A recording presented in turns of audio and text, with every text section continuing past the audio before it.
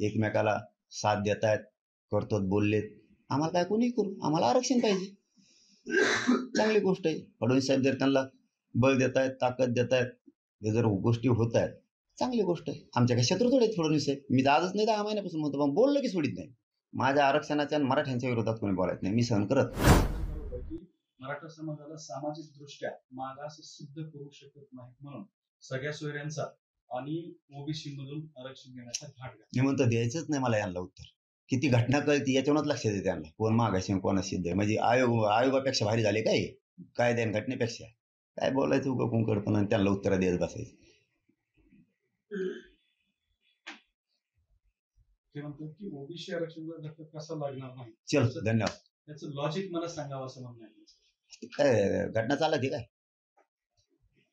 कायदा चालक आहे इथं, कायदे अस्तित्वात आहेत, सगळे सरकार अस्तित्वात आहे, इथं आयोग अस्तित्वात आहे, इथं मागासवर्ग आयोग अस्तित्वात आहे, इथं सगळं आहे ना, इथं न्याय मंदिर आहे, सगळं अस्तित्वात आहे. मग धक्का लागतो का नाही ओबीसी आरक्षण? आम्ही कोण सांगणार आहे, तिकडे विचार ना, लागतोय का नाही लागत, कुठं लागतोय धक्का कशाला कोणाला. मी म्हणतो काय, ज्याला विरोधक मानलं नाही त्याला उत्तर देण्यात मला रस नाही. मी खरं सांगतो तुम्हाला, विरोधक मानलंच नाही त्यांना आम्ही विरोधक मानतच नाही. मानलं असतं तर आत्तापर्यंत आम्ही सुद्धा तोड उत्तर दिलं असतं. आम्ही मानतच नाही त्यांना, कारण आम्हाला त्या मुस्लिम बांधवांच्या गोरगरीब लेकरासाठी लढायचे, आम्हालाही गोरगरीब धनगर बांधवांसाठी लढायचे. त्यांना कसं मिळत नाही ते आम्हाला बघायचे. 12 बलुतेदारांसाठी लढायचे, दलित बांधवांचे काही प्रश्न आहेत त्यांच्यासाठी हे यांचं कुठं ना कुठं याच्यात वेळ घालत बसता. चित्रपटाला विरोध होतोय, छगन भुजबळांचा त्यामध्ये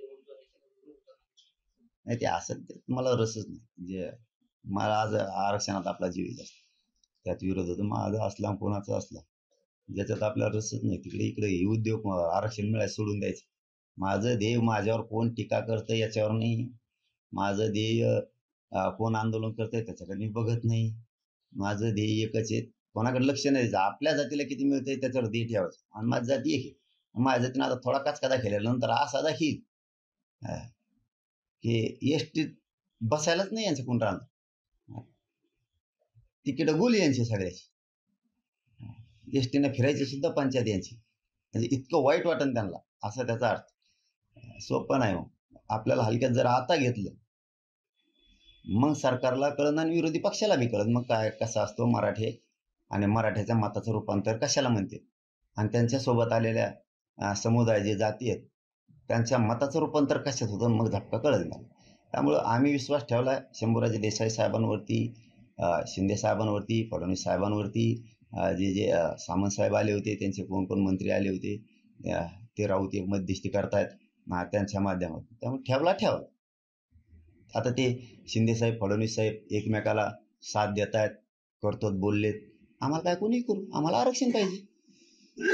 चांगली गोष्ट आहे. फडणवीस साहेब जर त्यांना बळ देत आहेत, ताकद देत आहेत, हे जर गोष्टी होत आहेत, चांगली गोष्ट आहे. आमच्या काही शत्रू थोडे फडणवीस साहेब. मी तर आजच नाही 10 महिन्यापासून म्हणतो, पण बोललं की सोडित नाही.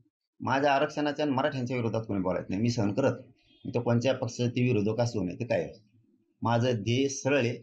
कोणाच्या आरोपाला उत्तर मी देत नाही, मला गरज नाही आणि मी त्याला महत्त्व देत नाही. माझं ध्येय गोरगरीब मराठ्यांना आरक्षण मिळवून दे. ओके बॉस, धन्यवाद.